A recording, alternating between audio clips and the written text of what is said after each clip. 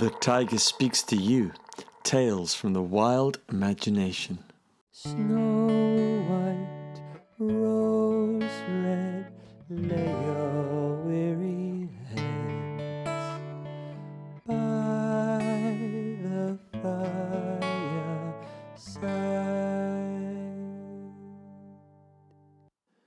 Snow White and Rose Red, a Grimm's fairy tale.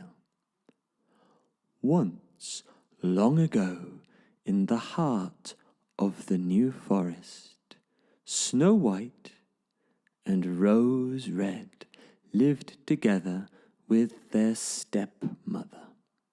What a house it was, and what a garden! The two girls were as happy as any two girls could be. They were best of friends, and Snow White was shy and liked to help her mother around the house. And Rose Red, she was a wild thing, who loved to run with the deer in the forest, and play with the foxes, and hunt for birds' eggs, and climb trees, and do all sorts of things. And together these two sisters were best of friends. You might think that they were lonely in a little house in the heart of the New Forest, but they were not, for they had all the animals of the forest as their friends. So beloved were they, that at night they could lay down on some moss, cover themselves with a blanket of leaves, and the animals of the forest would make sure that they were quite safe. Well, autumn had come and been and gone, and winter was knocking on the door. And now at night time these two sisters stayed with their mother by the fire, and the mother would knit, and the girls would sew, and tell each other stories to pass the cold nights. Well, this one night there was a knocking at the door. Who could it be? Said the mother. I will go see, said Rose Red. And she went to the door, and she opened it.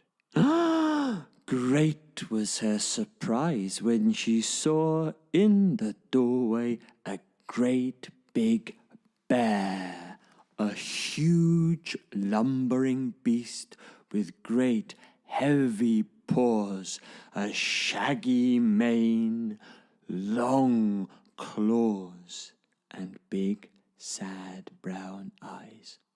All at once the mother grabbed a red-hot poker from the fire and held it out in front of her like a sword. I mean no harm, said the bear. Please put the poker away. I'm cold.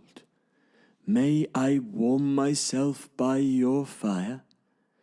And the two sisters look up at his great sad eyes, and they said, Mother, let the poor bear in. And so the mother let the bear in.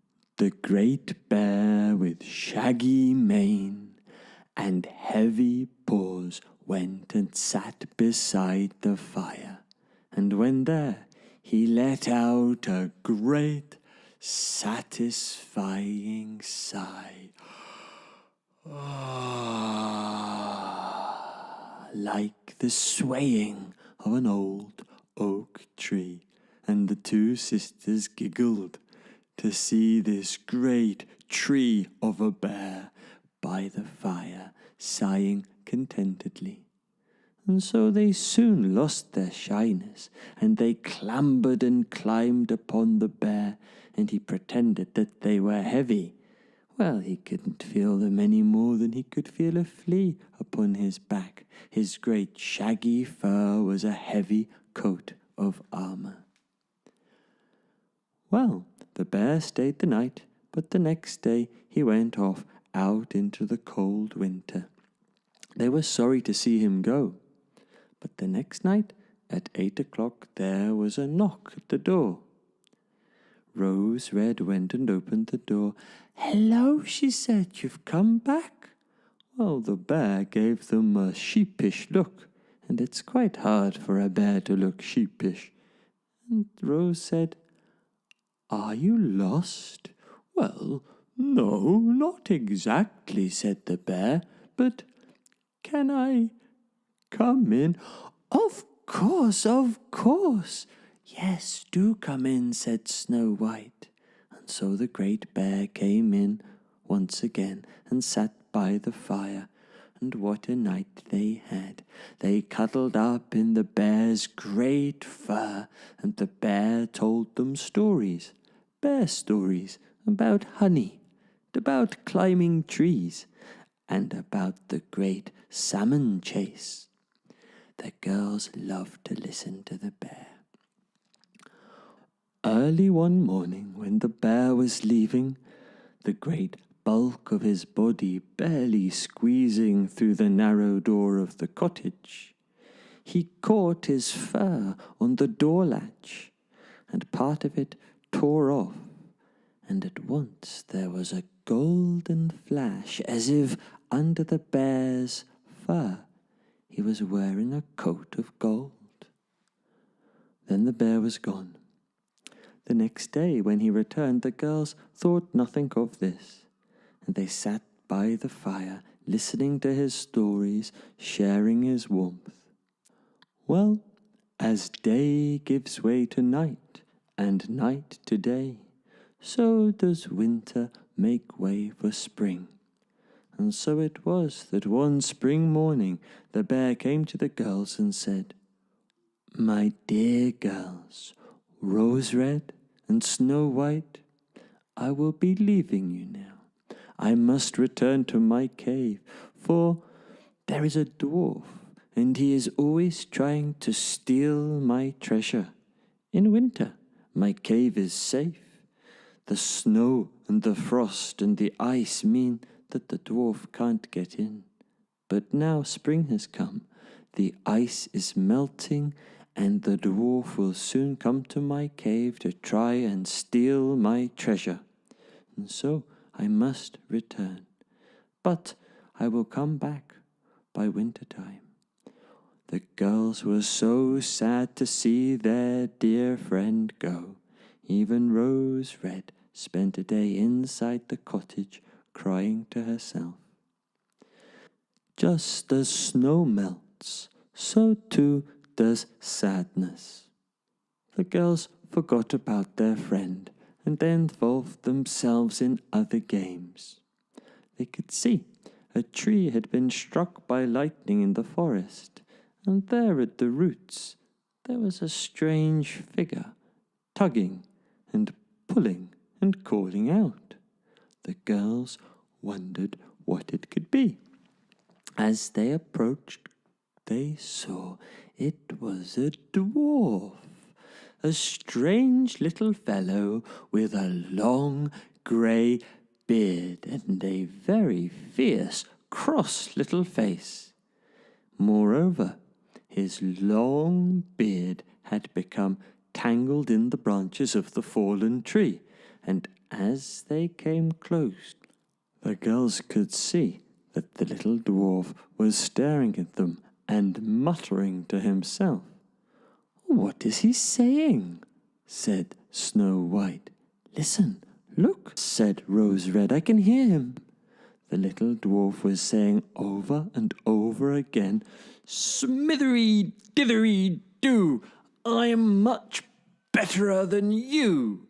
Smithery, dithery, do, I'm much betterer than you.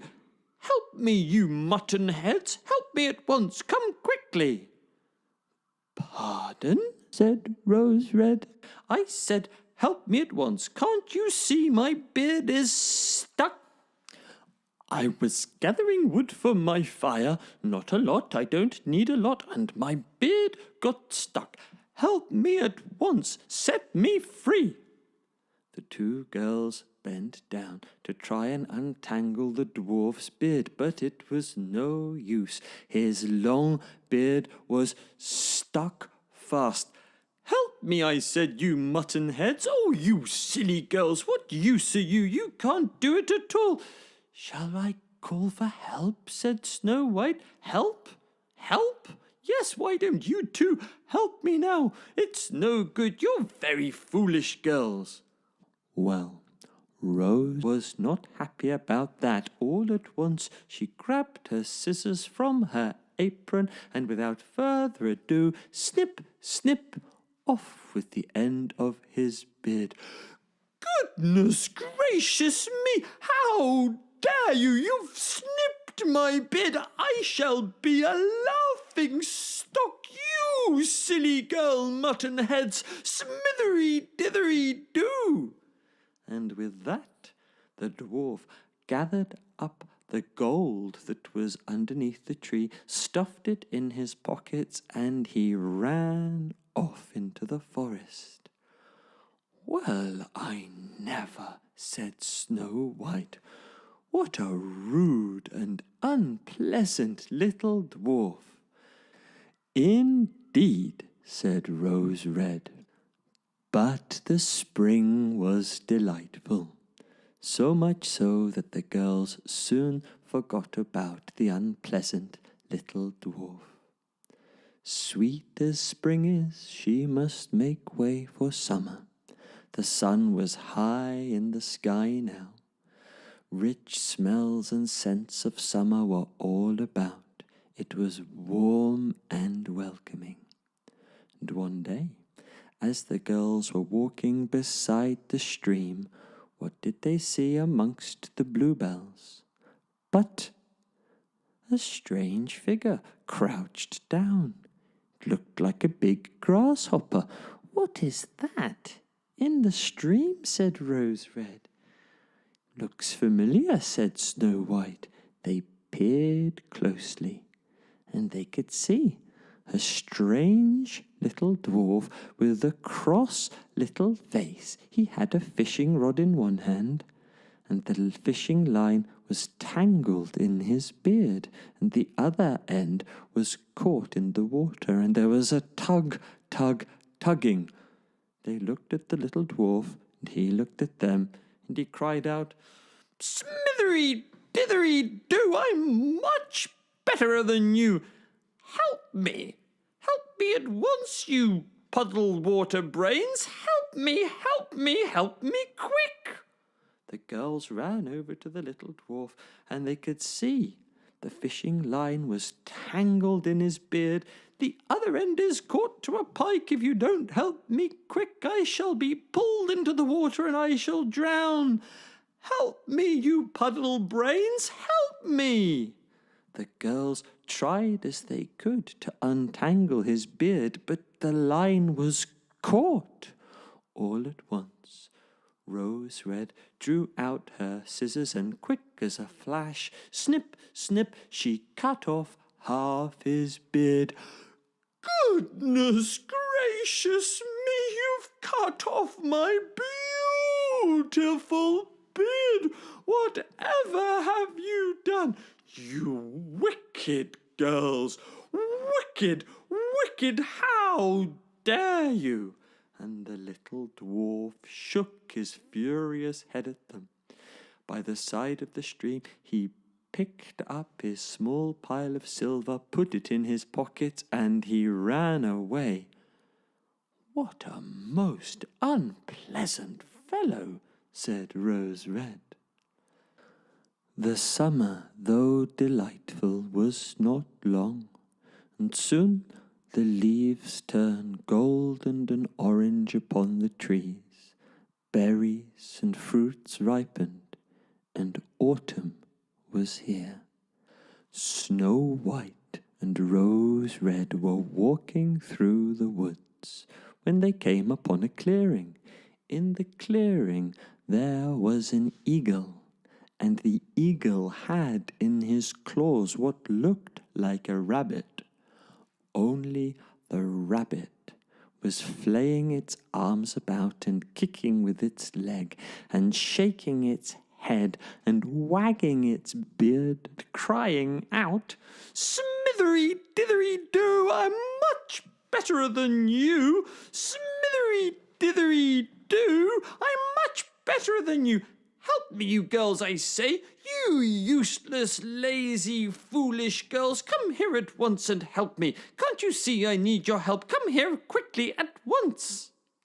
The girls came over, and they could see that the eagle's claws had become caught in the beard, and they tried to untangle it, but it was no use. All at once Rose Red grabbed her scissors, and snip, snip, she cut off the rest of his beard. Goodness gracious me, my beard is all gone.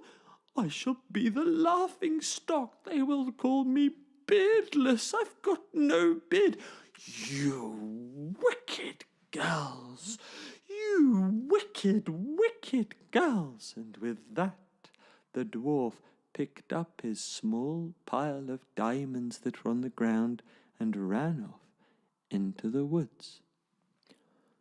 What a most unpleasant fellow, said Snow White. Indeed, said Rose Red. Let's go back to the cottage and sit by the fire. All around them the autumn leaves were falling, golden, golden, golden. But autumn too loses her leaves and makes way for winter. Soon the trees were bare, an icy chill was in the air, and the girls put on their winter coats. One evening the girls were out walking when they came by chance upon the dwarf once more. He was crouched on the ground, counting his treasure. There was his gold, his silver, and his diamonds, and beside him was his little axe. When he noticed the two sisters watching him, he stood up at once, and he held the axe above his head, and his face went bright red, and he shouted out, "Smithery-dithery-do, I'm much betterer than you, and this will be the end of you." The wicked little dwarf ran at Snow White and Rose Red, his little axe glinting in the fading light. But all at once there came a great huffing and puffing, and there all at once was the bear, as big as an oak tree and as warm as a fire, and he stood there fiercely and growled. "Oh, oh," said the little dwarf. "Oh, don't eat me. I'm old and grisly. Eat these girls. They're fresh and sweet. They'll taste much betterer than me." As he was speaking, a change came upon the bear. His great bare snout started to move.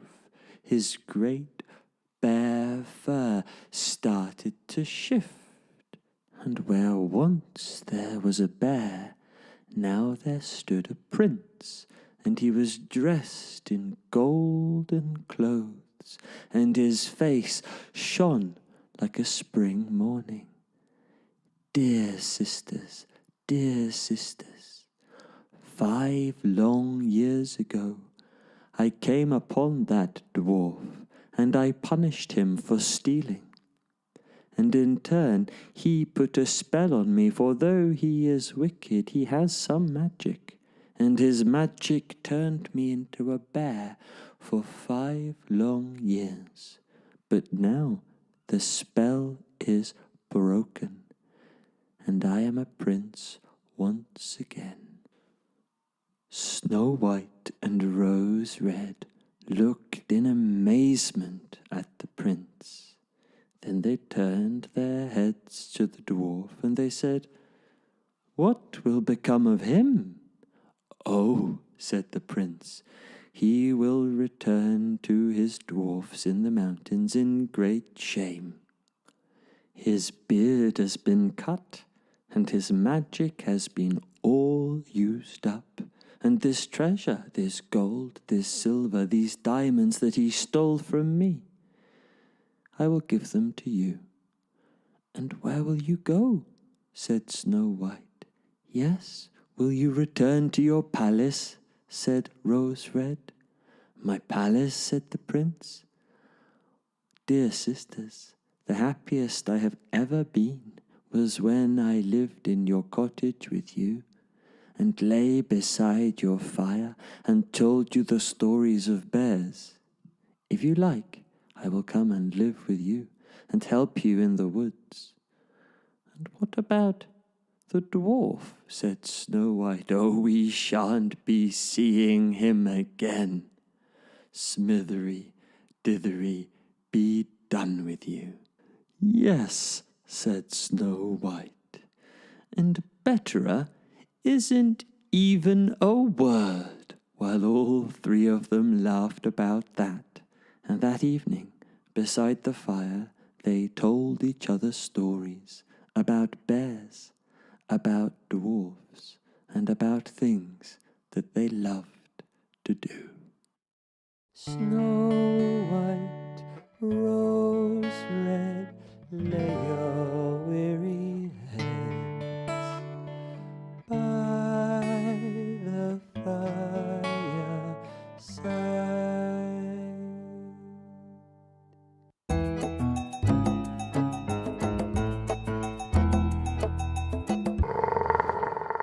The Tiger Speaks to You. Tales from the Wild Imagination.